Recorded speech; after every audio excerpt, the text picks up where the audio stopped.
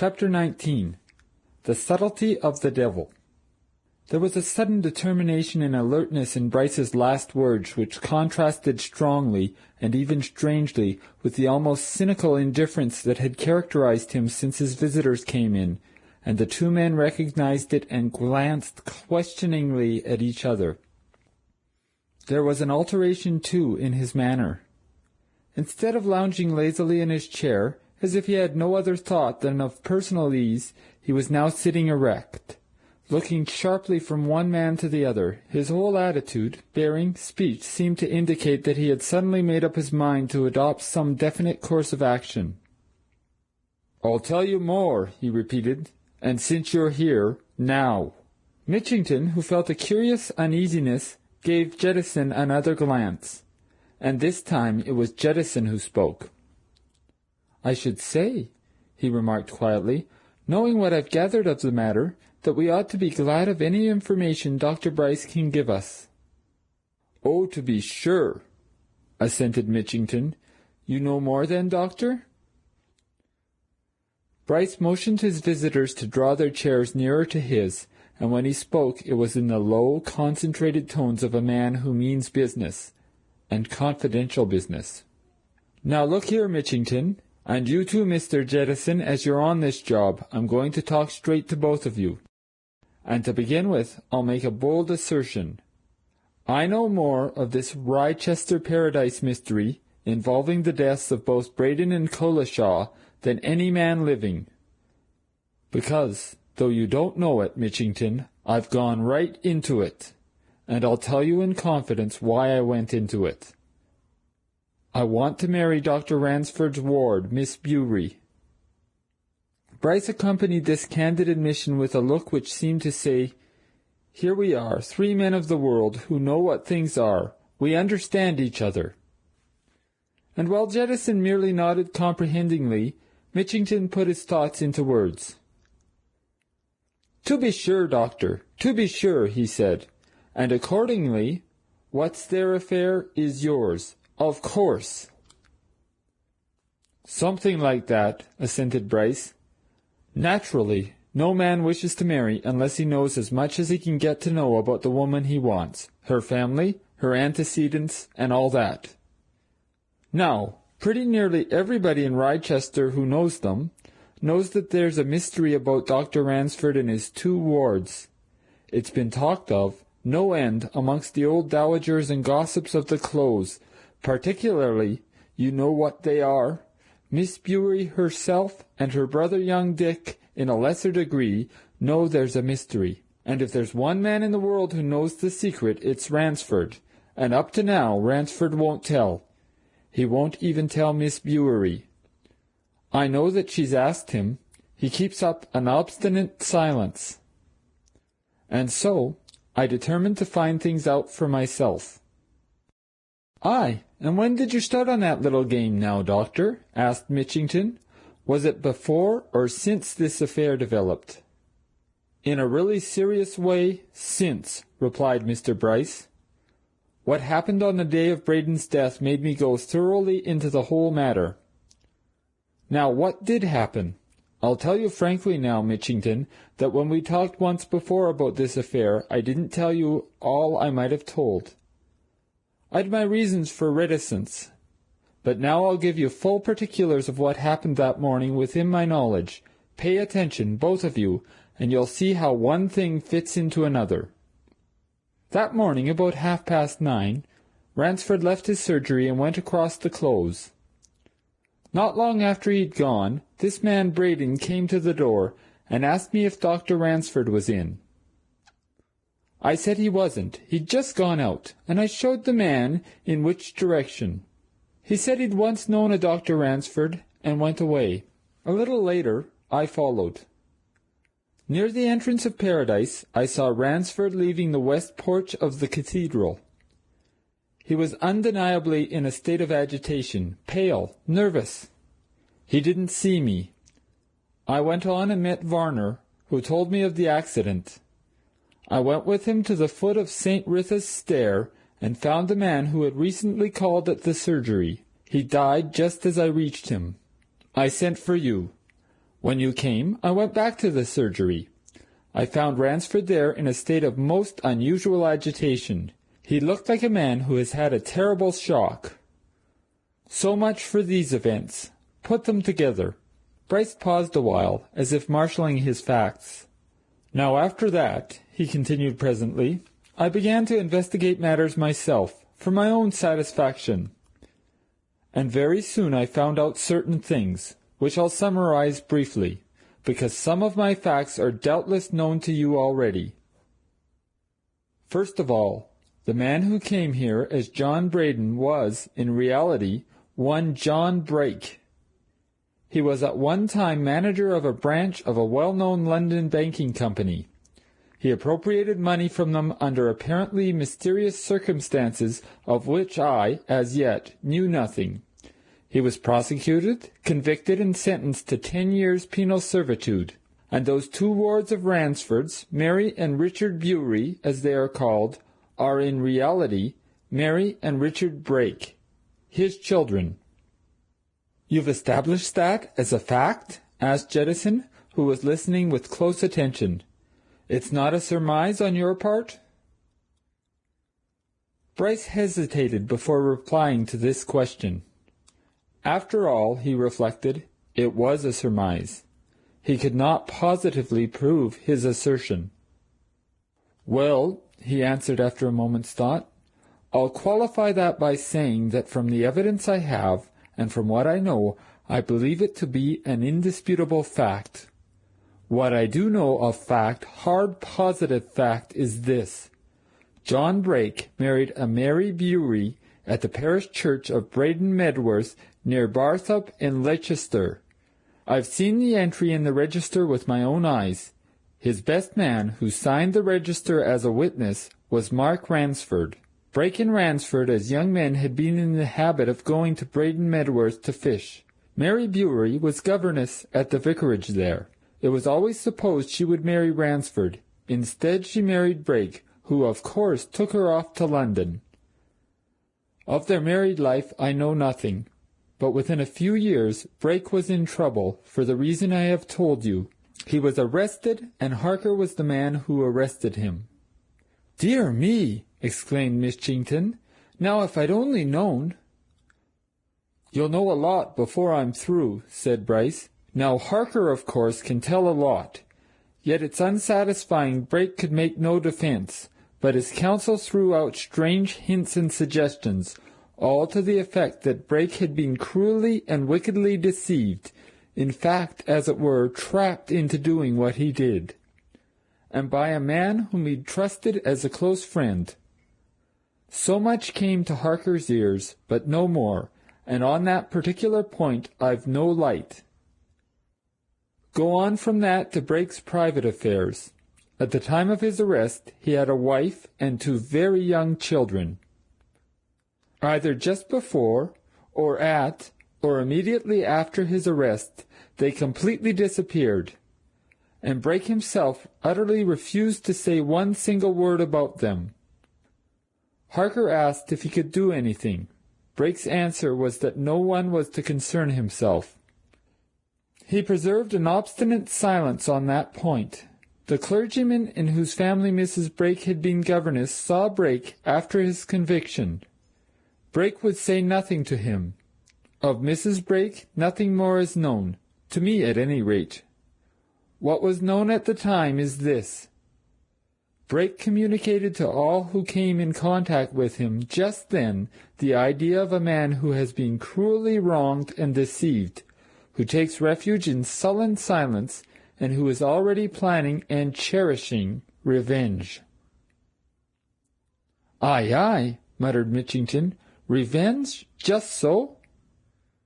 Brake then, continued Bryce, goes off to his term of penal servitude, and so disappears, until he reappears here in Wrychester. Leave him for a moment, and go back. And it's a going back, no doubt, to supposition and to theory, but there's reason in what I shall advance. We know beyond doubt that Brake had been tricked and deceived, in some money matter, by some man, some mysterious man, whom he referred to as having been his closest friend. We know, too, that there was extraordinary mystery in the disappearance of his wife and children. Now, from all that has been found out, who was Brake's closest friend? Ransford. And of Ransford at that time there's no trace. He, too, disappeared. That's a fact which I've established. Years later he reappears, here at Ricester, where he's bought a practice. Eventually he has 2 young people who are represented as his wards come to live with him. Their name is Bewery. The name of the young woman whom John Brake married was Bewery. What's the inference? That their mother's dead, that they're known under her maiden name, that they, without a shadow of a doubt, are John Brake's children. And that leads up to my theory, which I'll now tell you in confidence, if you wish for it. It's what I particularly wish for, observed Jettison quietly, the very thing. Then it's this, said Bryce. Ransford was the close friend who tricked and deceived Brake. He probably tricked him in some money affair and deceived him in his domestic affairs. I take it that Ransford ran away with Brake's wife, and that Brake, sooner than air all his grievance to the world, took it silently and began to concoct his ideas of revenge. I put the whole thing this way. Ransford ran away with Mrs. Brake and the 2 children, mere infants, and disappeared. Brake, when he came out of prison, went abroad, possibly with the idea of tracking them. Meanwhile, as is quite evident, he engaged in business and did well. He came back to England as John Braden, and for the reason of which you're aware, he paid a visit to Ricester, utterly unaware that anyone known to him lived here. Now, try to reconstruct what happened. He looks round the close that morning. He sees the name of Dr. Mark Ransford on the brass plate of a surgery door. He goes to the surgery, asks a question, makes a remark, goes away. What is the probable sequence of events? He meets Ransford near the cathedral, where Ransford certainly was. They recognize each other. Most likely they turn aside, go up to that gallery as a quiet place to talk. There is an altercation, blows. Somehow or other, probably from accident, Braden is thrown through that open doorway to his death. And Collishaw saw what happened. Bryce was watching his listeners, turning alternately from one to the other. But it needed little attention on his part to see that theirs was already closely strained. Each man was eagerly taking in all that he said and suggested. And he went on emphasizing every point as he made it. Collishaw saw what happened, he repeated. That, of course, is theory, supposition. But now we pass from theory back to actual fact. I'll tell you something now, Mitchington, which you've never heard of, I'm certain. I made it in my way after Collishaw's death to get some information secretly from his widow, who's a fairly shrewd, intelligent woman for her class. Now the widow, in looking over her husband's effects in a certain drawer in which he kept various personal matters, came across the deposit book of a friendly society of which Collishaw had been a member for some years.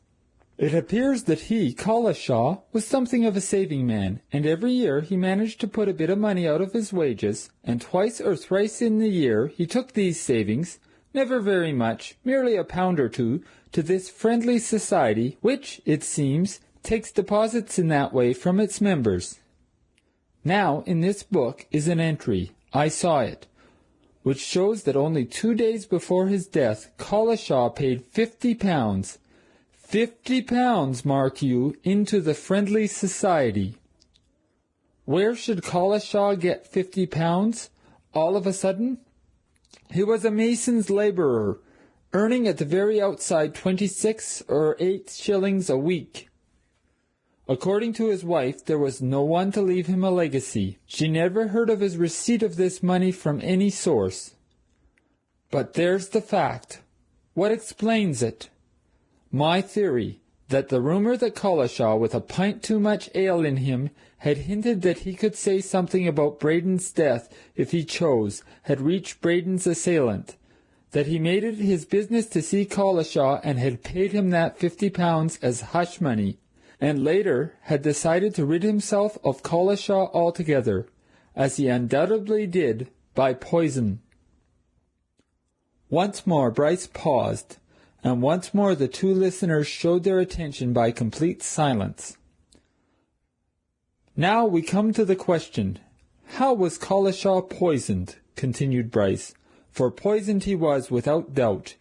Here we go back to theory and supposition once more. I haven't the least doubt that the hydrocyanic acid which caused his death was taken by him in a pill that was in that box which they found on him, Mitchington, and showed me. But that particular pill, though precisely similar in appearance, could not be made up of the same ingredients which were in the other pills. It was probably a thickly coated pill which contained the poison, in solution, of course. The coating would melt almost as soon as the man had swallowed it, and death would result instantaneously. Collishaw, you may say, was condemned to death when he put that box of pills in his waistcoat pocket. It was mere chance, mere luck, as to when the exact moment of death came to him. There had been 6 pills in that box. There were 5 left. So Collishaw picked out the poisoned pill first. It might have been delayed till the 6th dose, you see, but he was doomed." Mitchington showed a desire to speak, and Bryce paused. "What about what Ransford said before the coroner?" asked Mitchington. "He demanded certain information about the post-mortem, you know, which he said ought to have shown that there was nothing poisonous in those pills." "Pooh!" exclaimed Bryce contemptuously. "Mere bluff. Of such a pill that I've described there'd be no trace but the sugar coating and the poison. I tell you I haven't the least doubt that that was how the poison was administered. It was easy. And who is there that would know how easily it could be administered? But a medical man." Mitchington and Jettison exchanged glances. Then Jettison leaned nearer to Bryce. "So your theory is that Ransford got rid of both Braden and Collishaw? Murdered both of them, in fact," he suggested. "Do I understand that's what it really comes down to, in plain words?" "Not quite," replied Bryce. "I don't say that Ransford meant to kill Braden. My notion is that they met, had an altercation, probably a struggle, and that Braden lost his life in it. But as regards Collishaw—" "Don't forget," interrupted Mitchington, "Varner swore that he saw Braden flung through that doorway. Flung out. He saw a hand." "For everything that Varner could prove to the contrary," answered Bryce, "the hand might have been stretched out to pull Braden back. No, I think there may have been an accident in that affair. But as regards Collishaw, murder, without doubt, deliberate." He lighted another cigarette with the air of a man who had spoken his mind, and Mitchington, realizing that he had said all he was going to say, got up from his seat. "Well, it's all very interesting and very clever, Doctor," he said, glancing at Jettison, "and we shall keep it all in mind. Of course, you've talked this all over with Harker. I should like to know what he has to say. Now that you've told us who he is, I suppose we can talk to him." "You'll have to wait a few days then," said Bryce. "He's gone to town. By the last train tonight, on his business. I've sent him. I had some information today about Ransford's whereabouts during the time of disappearance, and I've commissioned Harker to examine into it. When I hear what he's found out, I'll let you know." "You're taking some trouble," remarked Mitchington. "I've told you the reason," answered Bryce. Mitchington hesitated a little. Then, with a motion of his head towards the door, beckoned Jettison to follow him. "All right," he said. "There's plenty for us to see into, I'm thinking." Bryce laughed and pointed to a shelf of books near the fireplace. "Do you know what Napoleon Bonaparte once gave as sound advice to police?" he asked. "No? Then I'll tell you. The art of police, he said, is not to see that which is useless for it to see. Good counsel, Mitchington." The two men went away through the midnight streets and kept silence until they were near the door of Jettison's hotel. Then Mitchington spoke. "Well," he said, "we've had a couple of tales, anyhow. What do you think of things now?" Jettison threw back his head with a dry laugh. "Never been puzzled in all my time," he said, "never. But if that young doctor's playing a game, then by the Lord Harry, Inspector, it's a damned deep un. And my advice is, watch the lot." End of chapter 19.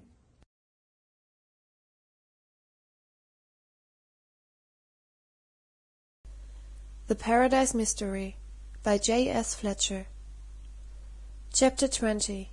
Jettison Takes a Hand. By breakfast time next morning, the man from New Scotland Yard had accomplished a series of meditations on the confidences made to him and Mitchington the night before, and had determined on at least one course of action.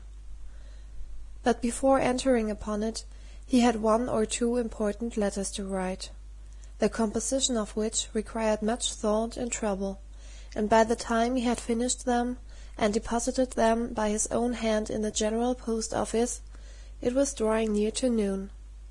The great bell of the cathedral, indeed, was proclaiming noontide to Wrychester, as Jettison turned into the police station and sought Mitchington in his office. "I was just coming round to see if you'd overslept yourself," said Mitchington good-humouredly. "We were up pretty late last night, or rather this morning." "I've had letters to write," said Jettison. He sat down and picked up a newspaper and cast a casual glance over it. "Got anything fresh?" "Well, this much," answered Mitchington. "The two gentlemen who told us so much last night are both out of town. I made an excuse to call on them both early this morning, just on 9 o'clock. Dr. Ransford went up to London by the 8:15. Dr. Bryce, says his landlady, went out on his bicycle at 8:30, where she didn't know, but she fancied into the country. However, I ascertained that Ransford is expected back this evening, and Bryce gave orders for his usual dinner to be ready at 7 o'clock, and so—" Jettison flung away the newspaper and pulled out his pipe. "Oh, I don't think they'll run away, either of them," he remarked indifferently. "They're both too cocksure of their own ways of looking at things." "You looked at them any more?" asked Mitchington. "Done a bit of reflecting, yes," replied the detective. "Complicated affair, my lad. More in it than one would think at first sight. I'm certain of this, quite apart from whatever mystery there is about the Braden affair and the Collishaw murder. There's a lot of scheming and contriving been going on, and is going on, somewhere, by somebody. Underhand work, you understand? However, my particular job is the Collishaw business, and there's a bit of information I'd like to get hold of at once. Where's the office of that friendly society we heard about last night?"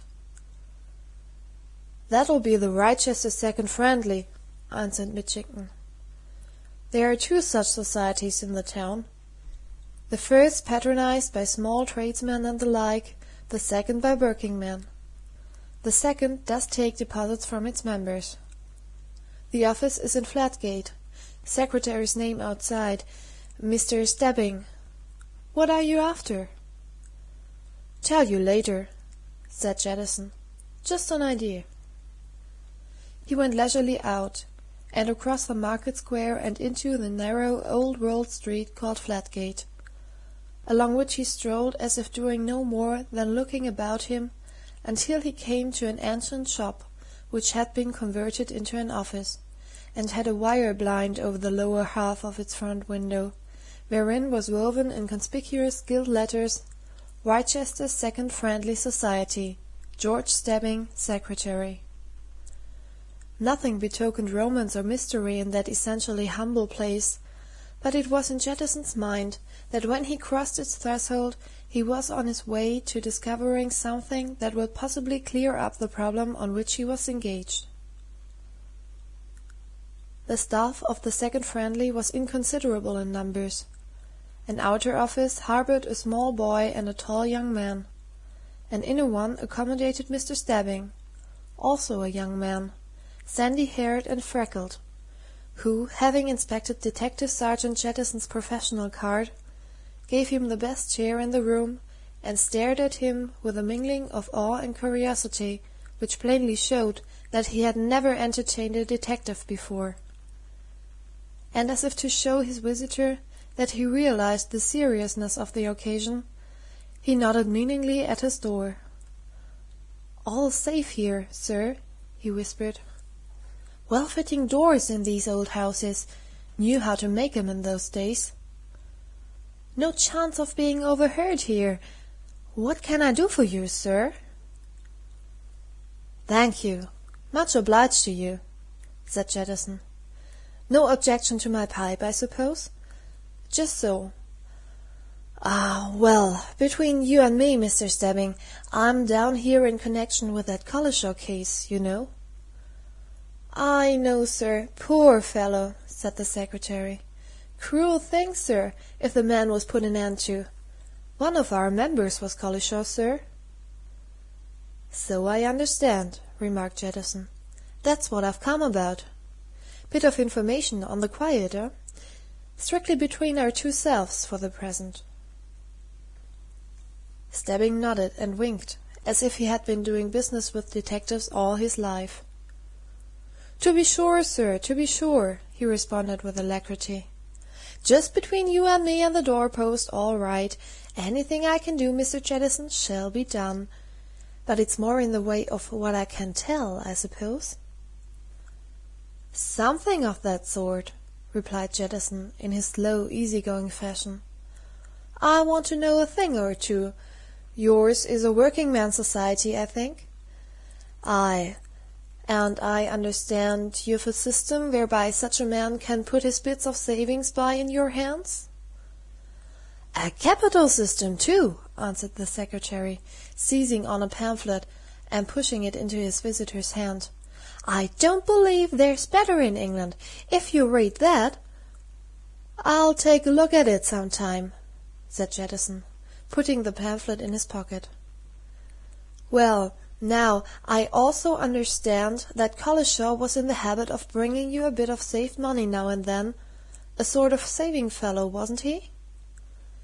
Stebbing nodded assent, and reached for a ledger which lay on the farther side of his desk.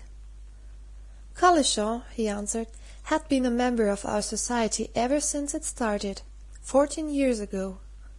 And he'd been putting in savings for some 8 or 9 years. Not much, you'll understand. Say, as an average, £2 to £3 every half year. Never more. But just before his death, or murder, or whatever you like to call it, he came in here one day with £50. Fairly astounded me, sir. £50, all in a lump." "It's about that £50 I want to know something," said Jettison. "He didn't tell you how he'd come by it? Wasn't a legacy, for instance?"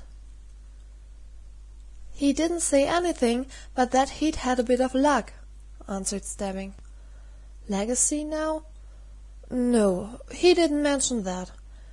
Here it is," he continued, turning over the pages of the ledger. "There, £50. You see the date. That'd be 2 days before his death." Jettison glanced at the ledger and resumed his seat. "Now then, Mr. Stebbing, I want you to tell me something very definite," he said. "It's not so long since this happened, so you'll not have to tag your memory to any great extent. In what form did Collishaw pay that £50 to you?" "That's easily answered, sir," said the secretary. "It wasn't gold. 50 sovereigns. He had them in a bit of a bag." Jettison reflected on this information for a moment or two. Then he rose. "Much obliged to you, Mr. Stebbing," he said. "That's something worth knowing. Now, there's something else you can tell me as long as I'm here, though, to be sure, I can save you the trouble by using my own eyes. How many banks are there in this little city of yours?" "3," answered Stebbing promptly. "Old Bank in Monday Market, Poppen and Hargreaves in the Square, Wrychester Bank in Spurrier Gate. That's the lot." "Much obliged," said Jettison. "And, for the present, not a word of what we've talked about. You'll be hearing more later." He went away, memorizing the names of the 3 banking establishments. 10 minutes later he was in the private parlour of the first, in serious conversation with its manager. Here it was necessary to be more secret and to insist on more secrecy than with the secretary of the Second Friendly, and to produce all his credentials and give all his reasons. But Jettison drew that covered blank, and the next too, and it was not until he had been closeted for some time with the authorities of the third bank that he got the information he wanted. And when he had got it, he impressed secrecy and silence on his informants in a fashion which showed them that however easy-going his manner might be, he knew his business as thoroughly as they knew theirs. It was by that time past 1 o'clock, and Jettison turned into the small hotel at which he had lodged himself. He thought much and gravely while he ate his dinner. He thought still more while he smoked his after-dinner pipe. And his face was still heavy with thought when, at 3 o'clock, he walked into Mitchington's office and, finding the inspector alone, shut the door and drew a chair to Mitchington's desk.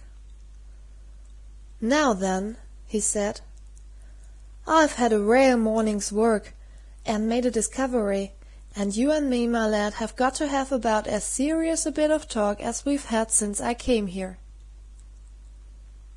Mitchington pushed his papers aside and showed his keen attention.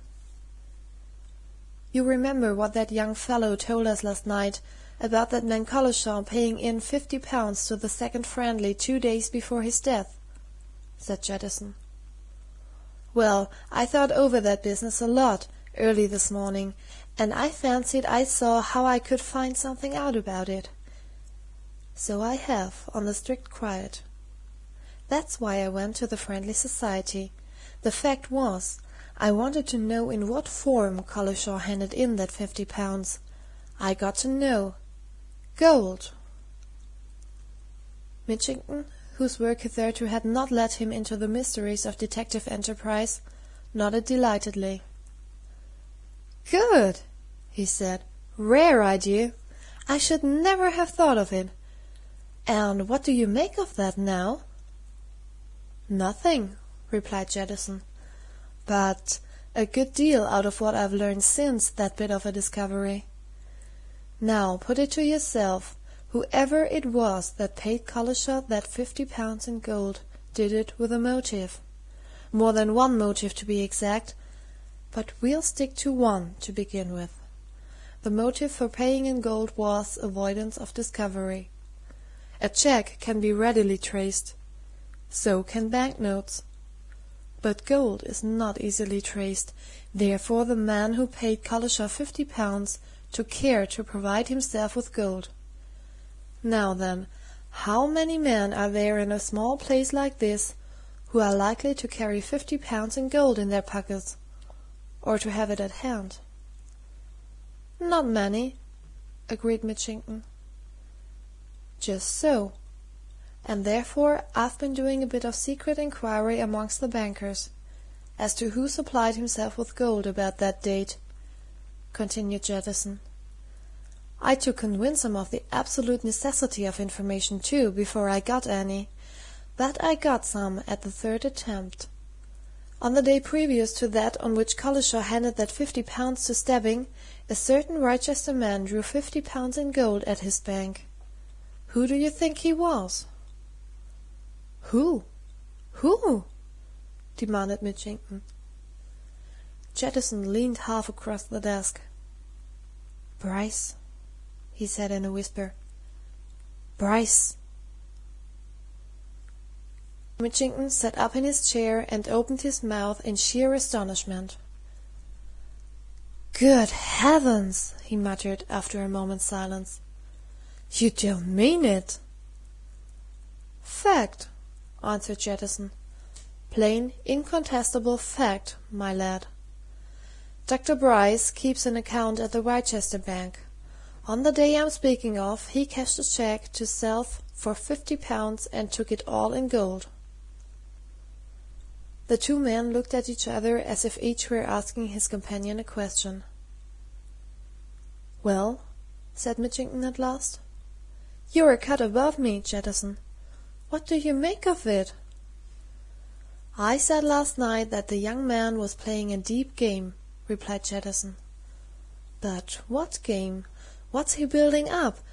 For mark you, Mitchington, if I say if, mind if that £50 which he drew in gold is the identical 50 paid to Collishaw, Bryce didn't pay it as hush money." "Think not?" said Mitchington, evidently surprised. "Now, that was my first impression. If it wasn't hush money—" "It wasn't hush money for this reason," interrupted Jettison. "We know that whatever else he knew, Bryce didn't know of the accident to Braden until Warner fetched him to Braden. That's established on what you've put before me. Therefore, whatever Collishaw saw, before or at the time that accident happened, it wasn't Bryce who was mixed up in it. Therefore, why should Bryce pay Collishaw hush money?" Mitchington, who had evidently been thinking, suddenly pulled out a drawer in his desk and took some papers from it, which he began to turn over. "Wait a minute," he said. "I've an abstract here of what the foreman at the Cathedral Mason's Yard told me of what he knew as to where Collishaw was working that morning when the accident happened. I made a note of it when I questioned him after Collishaw's death. Here you are. Foreman says that on morning of Braden's accident, Collishaw was at work in the north gallery of the clerestory, clearing away some timber which the carpenters had left there. Collishaw was certainly thus engaged from 9 o'clock until past 11 that morning. Mem. Have investigated this myself. From the exact spot where C was clearing the timber, there is an uninterrupted view of the gallery on the south side of the nave, and of the arched doorway at the head of St. Wrytha's stair." "Well," observed Jettison, "that proves what I'm saying. It wasn't hush money. For whoever it was that Collishaw saw lay hands on Braden, it wasn't Bryce. Bryce, we know, was at that time coming across the close or crossing that path through the part you call Paradise. Warner's evidence proves that. So if the £50 wasn't paid for hush money, what was it paid for?" "Do you suggest anything?" asked Mitchington. "I've thought of 2 or 3 things," answered the detective. "One's this.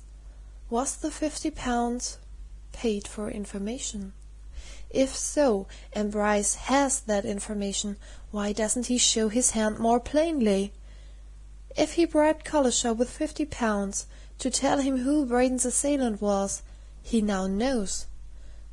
So why doesn't he let it out and have done with it?" "Part of his game, if that theory's right," murmured Mitchington. "It mayn't be right," said Jettison, "but it's one. And there's another. Supposing he paid Collishaw that money on behalf of somebody else. I've thought this business out right and left, topside and bottomside, and hang me if I don't feel certain there is somebody else. What did Ransford tell us about Bryce and this old Harker? Think of that. And yet, according to Bryce, Harker is one of our old Yard men, and therefore ought to be above suspicion." Mitchington suddenly started as if an idea had occurred to him. "I say, you know," he exclaimed, "we've only Bryce's word for it that Harker is an ex-detective. I never heard that he was. If he is, he's kept it strangely quiet. You'd have thought that he'd have let us know here of his previous calling. I've never heard of a policeman of any rank who didn't like to have a bit of talk with his own sort about professional matters." "Nor me," assented Jettison. "And, as you say, we've only Bryce's word. And the more I think of it, the more I'm convinced there's somebody, some man, of whom you don't seem to have the least idea, who's in this. And it may be that Bryce is in with him. However, here's one thing I'm going to do at once.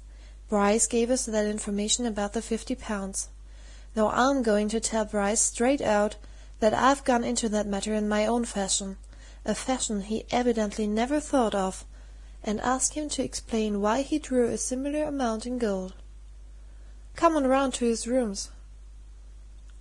But Bryce was not to be found at his rooms, had not been back to his rooms, said his landlady, since he had ridden away early in the morning. All she knew was that he had ordered his dinner to be ready at his usual time that evening. With that the two men had to be content, and they went back to the police station still discussing the situation. And they were still discussing it an hour later when a telegram was handed to Mitchington, who tore it open, glanced over its contents, and passed it to his companion, who read it aloud. "Meet me with Jettison, Wrychester Station, on arrival of 5:20 express from London. Mystery cleared up, guilty man known. Ransford." Jettison handed the telegram back. "A man of his word," he said. "He mentioned 2 days. He's done it in 1. And now, my lad, do you notice? He says men, not man. It's as I said, there's been more than one of 'em in this affair. Now then, who are they?" End of chapter 20. Jettison takes a hand.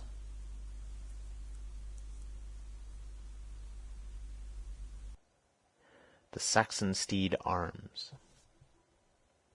Bryce had ridden away on his bicycle from Wrychester that morning intent on a new piece of diplomacy.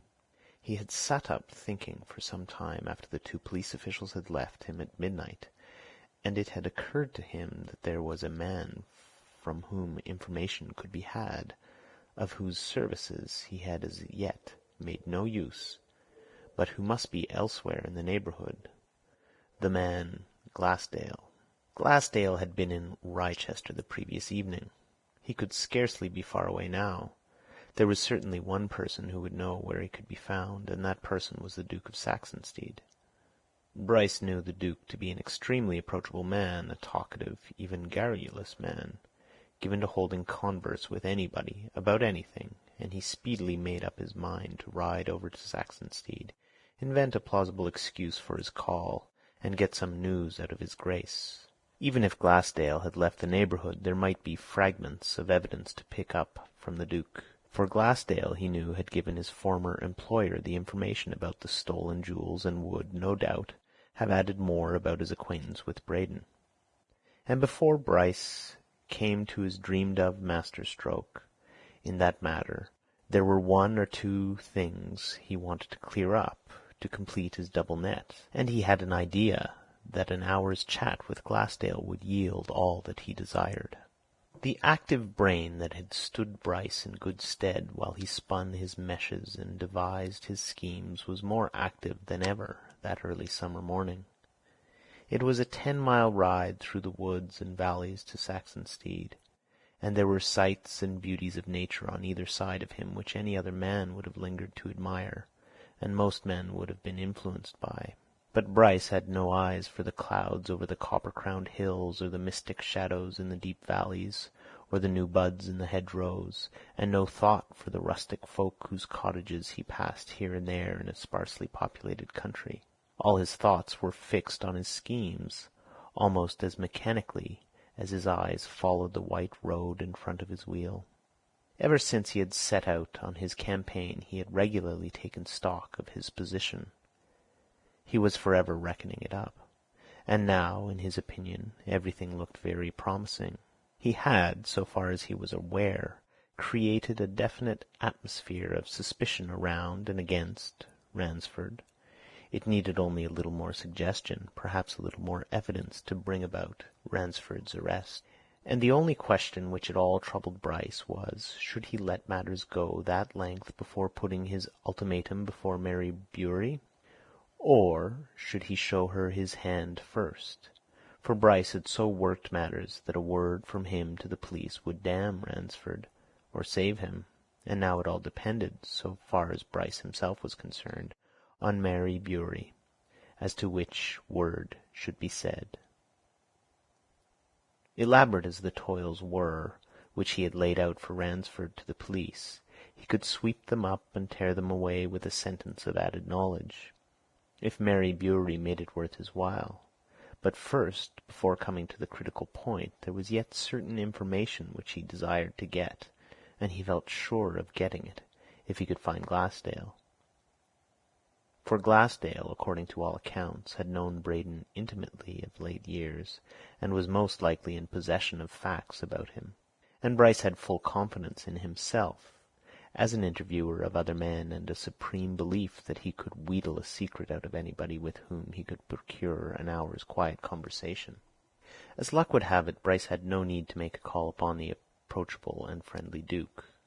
Outside the little village at Saxonsteade, on the edge of the deep woods which fringed the ducal park, stood an old wayside inn, a relic of the coaching days, which bore on its sign the ducal arms.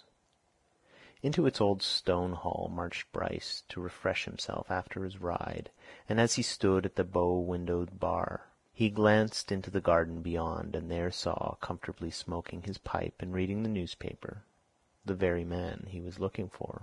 Bryce had no spice of bashfulness, no want of confidence anywhere in his nature.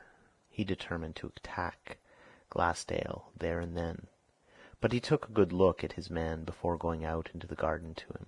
A plain and ordinary sort of fellow, he thought, rather over middle age, with a tinge of grey in his hair and a moustache, prosperous-looking and well-dressed, and at that moment of the appearance of what he was probably taken for by the inn people, a tourist. Whether he was the sort who would be communicative or not, Bryce could not tell from the outward signs.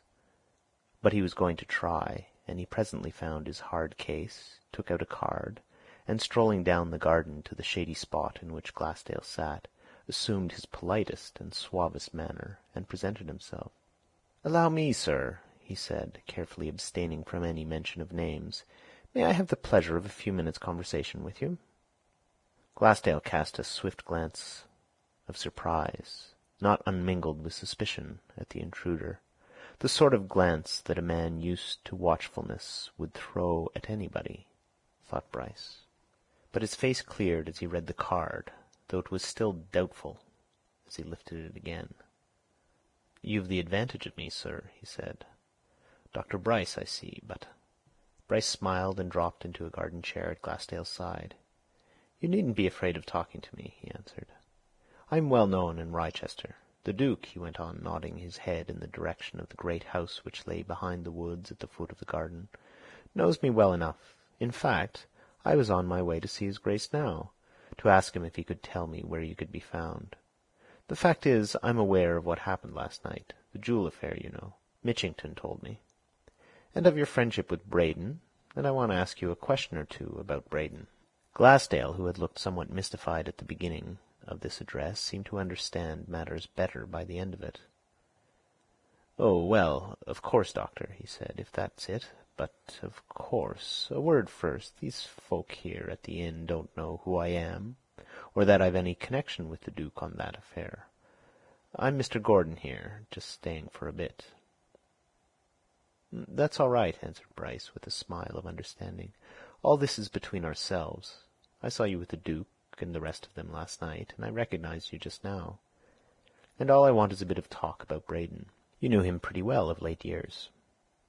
"Knew him for a good many years," replied Glassdale. He looked narrowly at his visitor. "I suppose you know his story, and mine?" he asked. "Bygone affairs, eh?" Yes, yes, answered Bryce reassuringly. No need to go into that. That's all done with. Aye. Well, we both put things right, said Glassdale. Made restitution, both of us, you understand. So that is done with. And you know, then, of course, who Braden really was. John Brake, ex-bank manager, answered Bryce promptly. I know all about it. I've been deeply interested and concerned in his death. And I'll tell you why. I want to marry his daughter. Glassdale turned and stared at his companion. His daughter, he exclaimed. Brake's daughter? God bless my soul. I never knew he had a daughter. It was Bryce's turn to stare now. He looked at Glassdale incredulously. Do you mean to tell me that you knew Brake all those years, and he never mentioned his children? He exclaimed.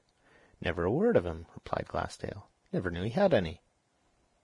Did he never speak of his past? Asked Bryce. Not in that respect, answered Glassdale. I'd no idea that he was, or had been, a married man. He certainly never mentioned wife nor children to me, sir. And yet I knew Brake about as intimately as two men can know each other for some years before we came back to England. Bryce fell into one of his fits of musing. What could be the meaning of this extraordinary silence on Brake's part? Was there still some hidden secret, some other mystery at which he had not yet guessed? Odd, he remarked, at last, after a long pause during which Glassdale had watched him curiously. But did he ever speak to you of an old friend of his named Ransford, a doctor? Never, said Glassdale. Never mentioned such a man. Bryce reflected again and suddenly determined to be explicit. John Brake, the bank manager, he said, was married at a place called Braden Medworth, in Leicestershire, to a girl named Mary Bury. He had 2 children, who would be, respectively, about 4 and 1 years of age, when his, we'll call it, misfortune happened. That's a fact. First I ever heard of it, then, said Glassdale. And that's a fact, too. He'd also a very close friend named Ransford, Mark Ransford, continued Bryce. This Ransford was best man at Brake's wedding. Never heard him speak of Ransford, nor of any wedding, affirmed Glassdale. All news to me, Doctor. This Ransford is now in practice in Rochester, said Bryce, and he has 2 young people living with him as his wards, a girl of 20, a boy of 17, who are, without doubt, John Brake's children. It is the daughter that I want to marry. Glassdale shook his head as if in sheer perplexity. Well, all I can say is you surprise me, he remarked. I'd no idea of any such thing. Do you think Brake came to Rochester because of that? Asked Bryce. How can I answer that, sir, when I tell you that I never heard him breathe one word of any children? Exclaimed Glassdale. No. I know his reason for coming to Rochester. It was wholly and solely, as far as I know, to tell the Duke here about that jewel business, the secret of which had been entrusted to Brake and me by a man on his deathbed in Australia. Brake came to Rochester by himself. I was to join him next morning. We were then to go to see the Duke together. When I got to Rochester, I heard of Brake's accident, and being upset by it, I went away again and waited some days until yesterday, when I made up my mind to tell the Duke myself, as I did, with very fortunate results. No, that's the only reason I know of why Brake came this way. I tell you I knew nothing at all of his family affairs. He was a very close man, Brake, and apart from his business matters, he'd only one idea in his head, and that was lodged there pretty firmly, I can assure you. What was it? Asked Bryce. He wanted to find a certain man, or rather 2 men, who'd cruelly deceived and wronged him. But one of 'em in particular, answered Glassdale. The particular one he believed to be in Australia, until near the end, when he got an idea that he'd left for England. As for the other, he didn't bother much about him. But the man that he did want, he wanted him badly. Who was that man? Asked Bryce. A man of the name of Falconer Wraye, answered Glassdale promptly. A man he'd known in London. This Wraye, together with his partner, a man called Flood, tricked Brake into lending him several £1,000, bank's money, of course, for a couple of days, no more, and then clean disappeared, leaving him to pay the piper. He was a fool, no doubt, but he'd been mixed up with them. He'd done it before, and they'd always kept their promises, and he did it once too often. He let him have some thousands. They disappeared, and the bank inspector happened to call at Brake's bank and ask for his balances, and there he was. And that's why he'd Falconer and Ray on his mind, as one big idea. T'other man was a lesser consideration. Ray was the chief offender. "I wish you'd tell me all you know about Brake," said Bryce, after a pause during which he had done some thinking. "Between ourselves, of course." "Oh, I don't know that there's so much secrecy," replied Glassdale almost indifferently. "Of course I knew him first when we were both inmates of— you understand where, no need for particulars. But after we left that place, I never saw him again until we met in Australia a few years ago. We were both in the same trade, speculating in wool. We got pretty thick and used to see each other a great deal, and of course grew confidential. He told me in time about his affair, and how he traced this Ray to the United States, and then, I think, to New Zealand, and afterwards to Australia, and as I was knocking about the country a great deal buying up wool, he asked me to help him, and gave me a description of Ray, of whom, he said, he'd certainly heard something when we first landed at Sydney, but had never been able to trace afterwards. But it was no good. I never either saw or heard of Ray, and Brake came to the conclusion that he'd left Australia. And I know he hoped to get news of him somehow when we returned to England." "That description, now, what was it?" asked Bryce. "Oh," said Glassdale, "I can't remember it all, now. Big man, clean-shaven, nothing very particular except one thing. Ray, according to Brake, had a bad scar on his left jaw, and had lost his middle finger on his left hand, all from a gun accident. What's the matter, sir?" Bryce had suddenly let his pipe fall from his lips. He took some time in picking it up. When he raised himself again, his face was calm, if a little flushed from stooping. "Bit my pipe on a bad tooth," he muttered. "I must have that tooth seen to. So you never heard or saw anything of this man?" "Never," answered Glassdale. "But I've wondered since this Rochester affair if Brake accidentally came across one or the other of these men, and if his death arose out of it. Now look here, Doctor. I read the accounts of the inquest on Brake. I'd have gone to it if I dared. But just then I hadn't made up my mind about seeing the Duke. I didn't know what to do, so I kept away. And there's a thing has struck me that I don't believe the police have ever taken the slightest notice of." "What's that?" demanded Bryce. "Why, this," answered Glassdale. "That man who called himself Dellingham, who came with Brake at the Mitre Hotel at Rochester. Who is he? Where did Brake meet him? Where did he go? Seems to me the police have been strangely negligent about that. According to the accounts I've read, everybody just accepted this Dellingham's first statement, took his word, and let him vanish. No one, as far as I know, ever verified his account of himself, a stranger."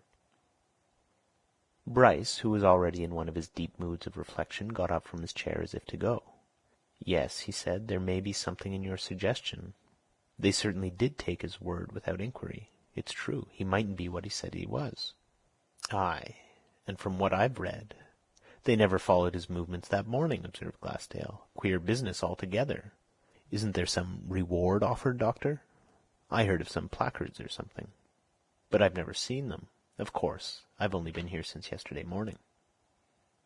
Bryce silently drew some papers from his pocket. From them he extracted the 2 handbills which Mitchington had given him, and handed them over.